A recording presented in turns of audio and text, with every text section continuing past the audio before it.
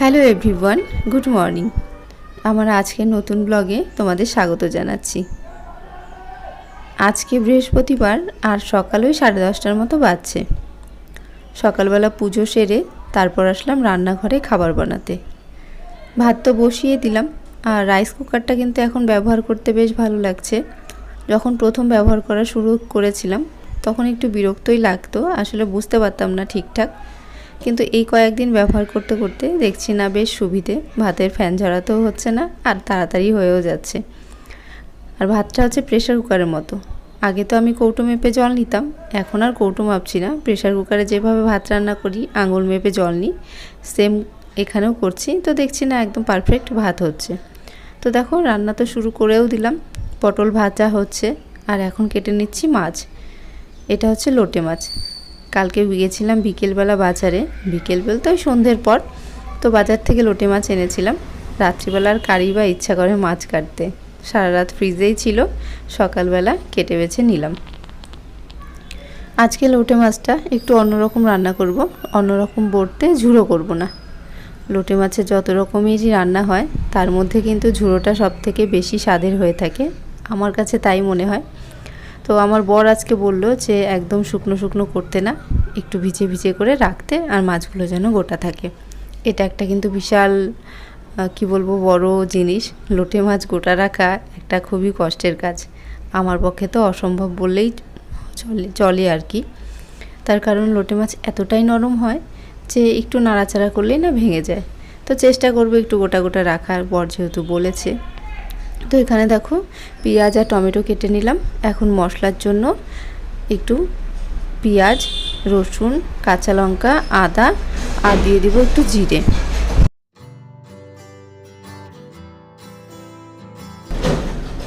তো ভালো করে একটা পেস্ট তৈরি করে নিয়েছি। আর এই সমস্ত কাজ করতে করতে আমার পটল ভাজাটাও হয়ে গেছে। একটা দেখো পড়েও গেল তুলতে গিয়ে। আসলে কাজ করতে গেলে না আমার হাত থেকে টুকটাক প্রচুর জিনিস পড়ে, এটা পড়তে পড়তে অভ্যেস হয়ে গেছে আর কি। তো এখন মাছটা রান্না করব, তার মধ্যে কড়াইয়ে তেল দিয়ে দিচ্ছি, সর্ষে তেল দিয়েই রান্নাটা করব। গরম তেলে দিয়ে দেবো জিরে ফোড়ন। আর এই মাছ না আমার মা যেইভাবেই রান্না করে খুবই ভালো হয় খেতে। মা বেগুন দিয়ে লোটে মাছ করে, মাছের ঝুড়ো করে, আর শুধু পেঁয়াজ রসুন মশলা দিয়ে যখন করে প্রত্যেকটা রান্নাই কিন্তু খুব ভালো হয়। আমার ক্ষেত্রে খুব একটা টেস্ট হয় না, মানে আমার রান্না আমার মতো হয়, মায়ের মতো হয় না। তো দেখো পেঁয়াজ ভাজা হয়ে গেছে, এখন দিয়ে দেবো টমেটো। আর এখানে আমি একটা গোটা টমেটোই ব্যবহার করছি। দিয়ে দেবো পরিমাণ মতো লবণ। টমেটো দেওয়ার পরই লবণটা দিলে টমেটোটা কিন্তু খুব তাড়াতাড়ি গলে যায়। এখন বেটে রাখা মশলাটা দিয়ে দিচ্ছি। একটু বাটিটা ধুয়েও জল দিয়ে দিলাম।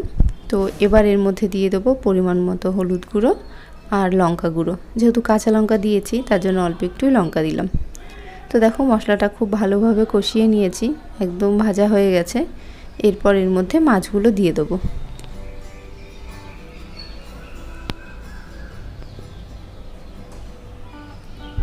এবার খুব ভালোভাবে মাছের সঙ্গে আমি মশলাটা মাখিয়ে নেব। খুব একটা বেশি সময় ধরে কিন্তু নাড়াচাড়া করা যাবে না, কারণ এই মাছ রান্না হতে খুব একটা সময় লাগে না, খুবই অল্প সময় রান্না হয়ে যায় আর ভাঙতেও শুরু হয়ে যায় কিন্তু। তো সেই কারণে আমি খুব ভালোভাবে মাছের সাথে মশলাটা মিক্সড করে নিলাম। এরপর একটা থালা দিয়ে ঢেকে দেবো, যেন ভাপে ভাপে মাছটা সেদ্ধ হয়ে যায়।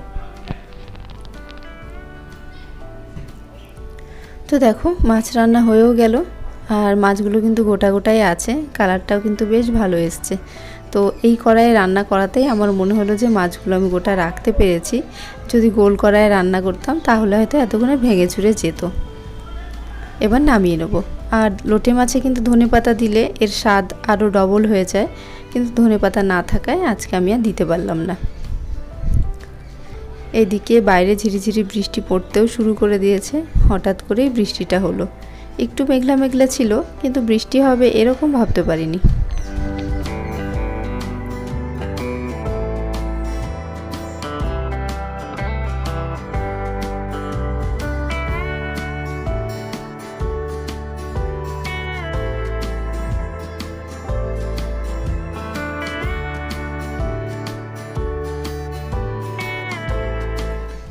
ব্যালকানিতে জামা কাপড় ছিল, তাড়াতাড়ি এসে তুললাম, ভুলেই গেছিলাম যে জামা কাপড় আছে। তো দেখো জল এসে চেয়ারটা একদম ভিজিয়ে দিয়েছে। ঠান্ডা ঠান্ডা হাওয়া আর বৃষ্টির মধ্যে ভালোই লাগছিল দাঁড়াতে। তারপর শুভ্র স্নান করা হয়ে গেছে, আর এখন খাবারের প্লেটটা সাজিয়ে নেব। আজকে যে রাইস কুকারে ভাত করেছিলাম, দেখো ভাতটা কীরকম হয়েছে। তো ভাত নিয়ে নিলাম, সঙ্গে থাকলো কয়েক পিস শসা, পটল ভাজা আর মাছ।